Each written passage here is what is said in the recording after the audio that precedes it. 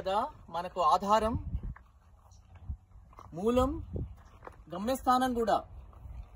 ప్రకృతిలో వాగులు వంకలు, నదీ నదాలు, పచ్చిక బయళ్ళు, మేఘాలు, చల్లటి గాలులు, పశు పక్షాదులు ఎంత బాగా ఉంటాయి. చెట్లు చేమలు ఇవన్నీ కూడా ప్రకృతిలో మనిషి ఒక భాగం. మనిషి మనుగడకు ప్రకృతే కారణం. చూడండి, ఈ చెట్లు కొన్ని క్షణాలు స్ట్రైక్ చేస్తే మనం సర్వనాశనం అయిపోతాం. ప్రకృతిలో ప్రతిరోజు కొంచెం సేపు గడపడం వల్ల మనసు ఉల్లాసభరితం అవుతుంది, మనసు పరవశిస్తుంది, ఒత్తిడి హుష్కాకి అవుతుంది. Nature is the biggest stress buster.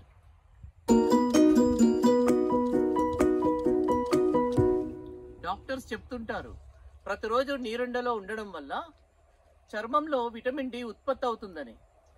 Vitamin D ఎముకలని, నరాలని శక్తివంతంగా ఉంచుతుంది. బీపీ, షుగర్ వల్ల వచ్చే కాంప్లికేషన్స్ నివారించబడతాయి.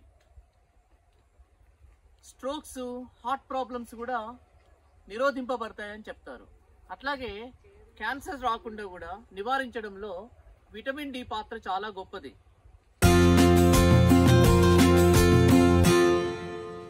ప్రకృతి వైద్యులు తరచూ చెప్తుంటారు, ప్రకృతిలో మనం గడిపినప్పుడు మన కనుదృష్టి బాగా పెరుగుతుంది, చర్మం తలతలలాడుతుంది, మన కండరాలు బలిష్టంగా అవుతాయి, నరాలు శక్తివంతమవుతాయి, చైతన్యవంతమవుతాయి, రక్త ప్రవాహం బాగా ఉంటుంది.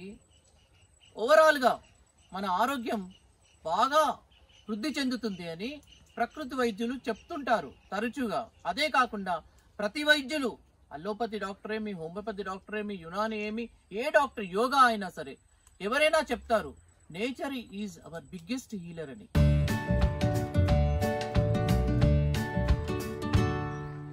ప్రకృతి మన అమ్మ లాంటిది.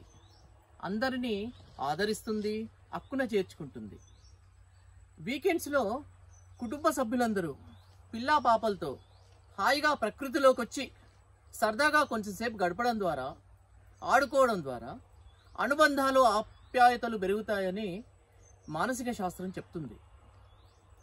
అంటే ఇంటర్పర్సనల్ రిలేషన్స్లో క్వాలిటీని పెంచడానికి నేచర్ ఎంతో దోహదపడుతుందని అర్థం.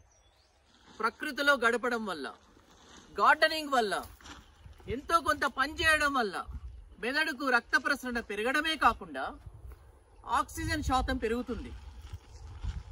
అందువల్ల ఏకాగ్రత, జ్ఞాపక శక్తి ఇనుమడిస్తాయి. అంతేకాకుండా బ్రెయిన్లో ఉన్న న్యూరో హార్మోన్స్, ఉదాహరణకి ఎండోజీనస్ ఓపియాయిడ్స్, డోపమిన్ లాంటివి ఉత్పత్తి కావడం వల్ల ఆనందం పెరుగుతుంది. ఒక రకమైన ఉత్సాహం, ఉల్లాసం కలుగుతుంది. సో ఆనందకరమైన జీవితానికి ప్రకృతిలో గడపడం ఒక సోపానం.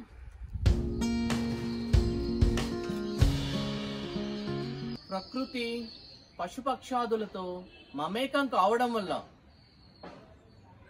మనకొక విశ్వజనీన భావన, విశ్వ చైతన్య భావన ఏర్పడుతుంది.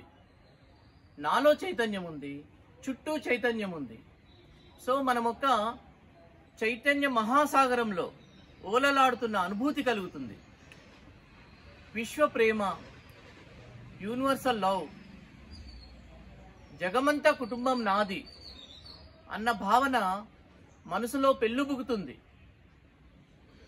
కావున ప్రకృతిలో గడపడం ఆధ్యాత్మికకు ఎంతో దోహదం చేస్తుంది అని ప్రత్యేకంగా చెప్పాల్సిన అవసరం లేదు.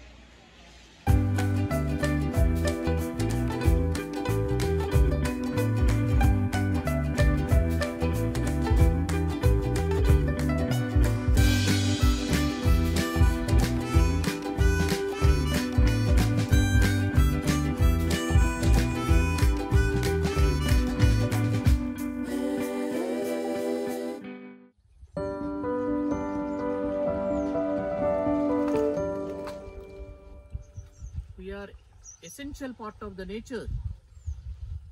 ప్రకృతి మన తల్లి, మన జీవనాధారం. మనం ప్రకృతికి బిడ్డలం.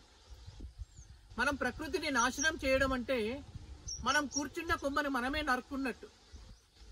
ప్రకృతిని ప్రేమిద్దాం, కృతజ్ఞతలు తెలుపుకుందాం ప్రతి నిమిషం. ప్రకృతిని పరిరక్షిద్దాం. మన యొక్క భావి తరాలకి ఈ మహోన్నతమైన ప్రకృతిని కానుకగా ఇద్దాం. ఈ ప్రకృతికి లైక్ చేసి, సబ్స్క్రైబ్ చేసి, షేర్ చేయండి. మీ డాక్టర్ జగదీష్ బాబు, సైకియాట్రిస్ట్.